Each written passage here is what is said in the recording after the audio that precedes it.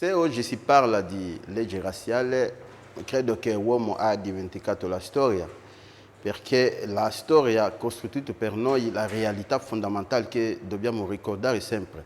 Vivevo in Italia con più serenità, essendo qua da 23 anni, avendo 2 figlie grandi, pensavo a un popolo accogliente.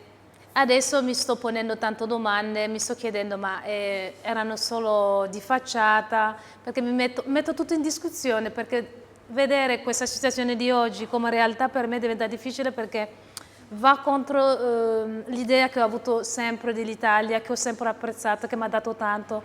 Oggi ci siamo trovati a parlare delle leggi razziali. L'importanza di parlare del passato è quello di cercare di trarre vantaggio da avvenimenti che sono accaduti nel passato, identificarli nel presente e cercare di prevedere problematiche del futuro. Rinfrescare la memoria e per far capire questi discorsi non vengono fatti mai più. Perché l'idea adesso non è solo più lo straniero che cerca di rubare il lavoro, non dobbiamo dargli lavoro, ma proprio etichettati come il malessere proprio di italiani che vivono nel loro territorio e non siamo invasori. E visto in quell'ottica, noi siamo nocivi per l'Italia e per me è molto preoccupante. La legge razziale è una cosa che ci fa ritornare ancora nella difficoltà per poter vedere bene il futuro. Tutti questi valori europei, solidarietà per diritti umani, eguaglianza, non sono stati resi universali. Chi parla di razza viene premiato per essere rieletto. Questo è preoccupante. Ricordarlo va bene, ma fare anche di più, perché si è visto che anche ricordandolo non ha toccato l'interesse delle persone, è rimasta sempre in superficie, anche se c'è una data per quello, rimane sempre qualcosa. Dobbiamo toccare il tessuto sociale, sensibilizzare in profondità le persone e cercare anche, io non sono un intelletto, posso dire anche nelle scuole, cercare di incidere più, perché sono la nuova generazione che deve cambiare le cose, perché quelle vecchie non le possiamo cambiare. Se si riesce tramite l'istruzione non a imporre, a insegnare, a fargli vedere le cose come stanno, non come è stata detta o trasformata dagli altri, e qualcosa di buono verrà fuori sulla nuova generazione. Possiamo sperare in meglio. Oggi ha senso parlare delle leggi razziali. Ci sono delle dinamiche che si stanno sviluppando, sono condivise e largamente vengono viste come giuste.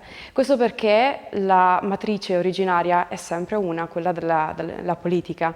Non più attraverso leggi, appunto, ma attraverso dei provvedimenti, attraverso delle affermazioni. Viene utilizzato dai politici e dalle persone di potere come un elemento di propaganda che costruisce una società con gli esclusi e gli inclusi. Questo tema è un tema molto difficile e proprio per questo è importante parlare, dialogare, aprire dei confronti e non chiudersi invece in società monolitiche in cui c'è il bianco e il nero che viene escluso e in cui si alzano muri e in cui si costruiscono fortezze. Bisognerebbe intervenire su questo tema, coinvolgendo in modo particolare i pubblici che di solito non sono coinvolti su questi temi, cioè andare a parlare alle persone più comuni nei quartieri periferici. Secondo me la lotta al pregiudizio. Il pregiudizio è quello che ci fa considerare migliori degli altri. Diciamo a livello politico preferirei che si smettesse con il pregiudizio ebreo, Stato di Israele. Bisogna sempre discernere tra la politica di uno Stato e quelle che sono le credenze religiose di un individuo, di un popolo, nettamente distinguere dalle scuole, educazione alle scuole, ma dalle famiglie, da tutti, nella speranza che questi pregiudizi, ci sia la lotta al pregiudizio, che scompaiano o almeno vengano molto ridotti.